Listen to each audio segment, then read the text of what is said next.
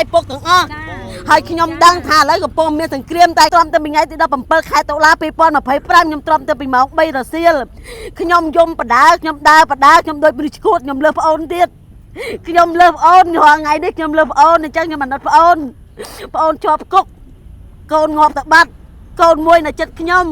ំបងស្រីឥឡូវបងស្រីមានការទុកឬអ្វីដែរនិយាយអស់បងចាឥឡូវខ្ញុំកាត់ទុកអត់សុខចិត្តរឿងករណីបងខ្ញុំកូន4ខែដែលដេកស្លាប់ហ្នឹងណាគឺកូនគាត់ឈឺ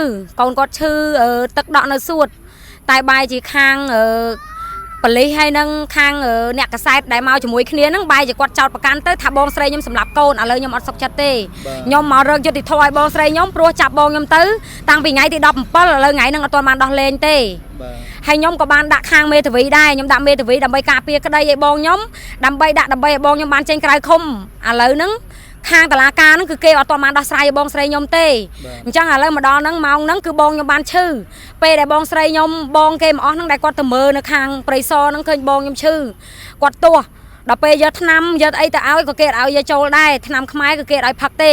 គេថាគេអត់ឲ្យយកចូលទេអញ្ចឹងឥឡូវបងស្រីខ្ញុំទាស់អញ្ចឹងដល់ពេលឥឡូវខ្ញុំអត់សុខចិត្តទេព្រោះឥឡូវហ្នឹងខ្ញុំសុំស្នើទៅខាងឯកឧត្តមលោកពូកើតរិទ្ធខ្ញុំសូមជួយរកយុត្តិធម៌ឲ្យបងស្រីខ្ញុំផងនៅខាងតុលាការហ្នឹងព្រោះសំខាន់ជាងគេគឺខាងតុលាការហ្នឹងហើយអ្នកដាក់កាន់ក្តីអញ្ចឹងខ្ញុំសូមស្នើទៅខាងគាត់ឲ្យជួយដោះលែងបងខ្ញុំមកវិញព្រោះបងខ្ញុំគឺអត់បានសម្លាប់កូនទេបងខ្ញុំគឺស្អាតស្អំកូនគាត់គឺដេកស្លាប់ហើយមូលហេតុអីត្រូវចាប់បងស្រីខ្ញុំទៅហើយចាប់ដល់ថ្ងៃហ្នឹងហើយអត់ព្រមដោះលែងទាំងឲ្យមានផុសតាងអីទាំងអស់ដែលថាចោតគេសម្លាប់កូនទាំងឲ្យមានផុសតាងមូលហេតុអីមានសិទ្ធអីត្រូវចាប់បងខ្ញុំទៅដល់ថ្ងៃហ្នឹងខ្ញុំសួរថារាល់ថ្ងៃស្រុកខ្មែរមានច្បាប់អត់អញ្ចឹងបើសិនជាមានច្បាប់ខ្ញុំសូមទៅក្រសួងខ្ញុំសូមខាងយុត្តិធម៌ខ្ញុំសូមទាំងអស់ជាពិសេសទៅសម្ដេចខ្ញុំសូមសម្ដេចអ៊ំសូមជួយរកយុត្តិធម៌ឲ្យបងខ្ញុំផងហើយនឹងលោកពូកើតរិទ្ធសូមជួយរកយុត្តិធម៌ខាងតុលាការហ្នឹងព្រោះពួកបងប្អូនខ្ញុំរាល់ថ្ងៃគឺនៅអត់សុខចិត្តទេខ្ញុំពិបាកចិត្តខ្ញុំដេកក៏លក់ដែរខ្ញុំសម័យឃើញបងខ្ញុំកូនដែលមួយនៅមួយជាមួយខ្ញុំរាល់ថ្ងៃនេះកូនបងខ្ញុំនៅមួយទៀតរាល់ថ្ងៃហ្នឹងគឺខ្ញុំអាណិតក្មួយខ្ញុំអាណិតបងខ្ញុំព្រោះរាល់ថ្ងៃមានតែ2អ្នកម៉ែកូនទេ3នាក់តាំងក្មួយខ្ញុំដែលបានស្លាប់អាយុ4ខែហ្នឹងអញ្ចឹងខ្ញុំសួរមូលហេតុអីបើយើងអត់មានផុសតាងអីមូលហេតុអីចាប់គេទៅដល់ព្រៃសរខ្ញុំសួរមូលហេតុអីត្រូវចាប់បងខ្ញុំទៅដល់ហ្នឹងអញ្ចឹងគឺត្រូវដោះលែងបងខ្ញុំមកវិញបើសិនជាដោះលែងបងខ្ញុំមកគឺខ្ញុំអត់សុខចិត្តទេខ្ញុំទៅរើរឿងដល់កន្លែងតុលាការហ្នឹងក្នុងថ្ងៃច័ន្ទហ្នឹងខ្ញុំចង់បានភាពយុត្តិធម៌ភាពស្អាតស្អំបងខ្ញុំមកវិញព្រោះថ្ងៃច័ន្ទហ្នឹងខ្ញុំជឿថានឹងរកភាពយុត្តិធម៌ឲ្យបងខ្ញុំបានអញ្ចឹងខ្ញុំសូមស្នើប៉ុណ្ណឹងហើយសូមបញ្ជាក់ម្ដងទៀតថាបងស្រីដែលមានបញ្ហាបានគេបញ្ជូនទៅព្រៃសរគឺឈ្មោះអ្វីដែរឈ្មោះអុយថាវីអាយុប្រហែល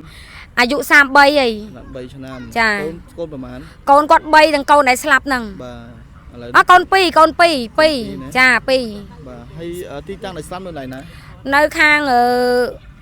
្ញុំអត់សូវស្គាល់ខាងហ្នឹងឯនេះចិត្តអាងទឹកមែនចានៅអាងទឹកតែនិយាយទៅច្បាស់ជាងគេកាណាយ៉ាអាងទឹកហ្នឹងណា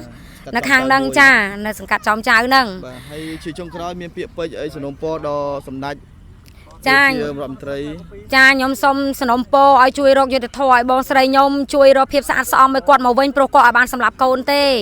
ក្មួយខ្ញុំហ្នឹងគឺដេកស្លាប់ហើយមុនដែលគាត់ស្លាប់ហ្នឹងក៏គាត់បានអាលាកតងផ្សិតដែរអាលាកឡើងអាលួយចេញខ្ទុះអស់ហើ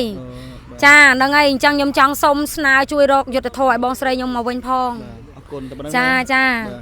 ាអរគុណមែនទែនបងប្អូនប្រិមិត្តនេះជាសម្ដីពិតរបស់សាច់ញាតិរបស់គាត់ផ្ទាល់ជាងរឿងរ៉ាវដែលពាក់ព័ន្ធទាំងអស់នេះបងទទួលត្រូវអត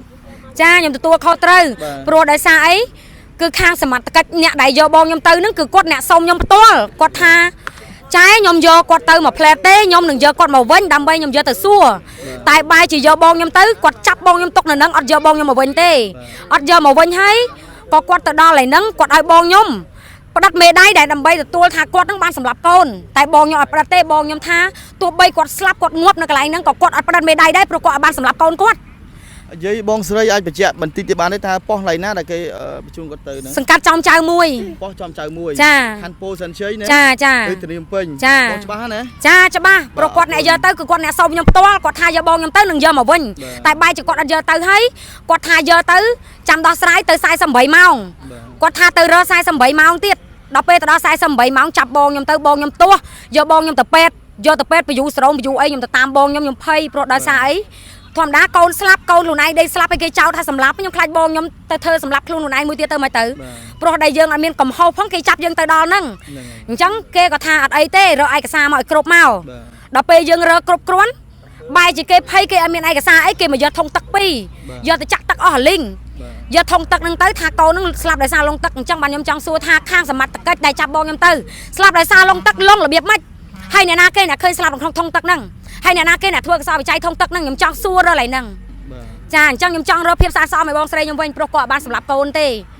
ខ្ញុំចង់បានភាពស្អាតស្អំឡើងហ្នឹងវិញអញ្ចឹងខ្ញុំចង់ឲ្យខាងអ្នកកសែតហើយនឹងប៉ូលីសដែលពាក់ព័ន្ធអញ្ចឹងឲ្យត្រូវចេញមកបកស្រាយឲ្យខ្ញុំវិញ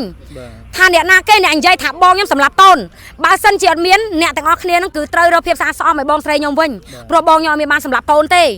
អញ្ចឹងខ្ញុំសូមស្នើទៅជាពិសេសខាងសង្កាត់ចំចៅមួយហ្នឹងគឺគាត់អ្នកដឹងទាំងអស់គាត់អ្នកយកបងខ្ញុំទៅហើយគាត់អ្នកសុំខ្ញុំហើយបើថាខ្ញុំទៅចងល់មុខប៉ូលីសមួយណាគឺខ្ញុំស្គាល់អ្នកដែលសុំខ្ញុំយកបងខ្ញុំទៅមួយផ្លែតហើយមូលហេតុអីទាញបងខ្ញុំទៅពីខ្ញុំប្រហែលចម្ងាយ10ម៉ែត្រពីគ្នាមូលហេតុអីឲ្យអ្នកកសែតវាយប្រហាថាបងខ្ញុំសម្លាប់កូនដល់ពេលឥឡូវខ្ញុំទៅដល់ខាងតុលាការបែរជាចោតគ្នាថាអត់មានអ្នកណាបាននិយាយថាសម្លាប់ទេហើយចុះបើមិនបានសម្លាប់មូលហេតុអីចាប់គេដល់ថ្ងៃហ្នឹងអត់ព្រមដោះលែងគេប្រហែលខែហើយឥឡូវ មួយខែជាងហើយ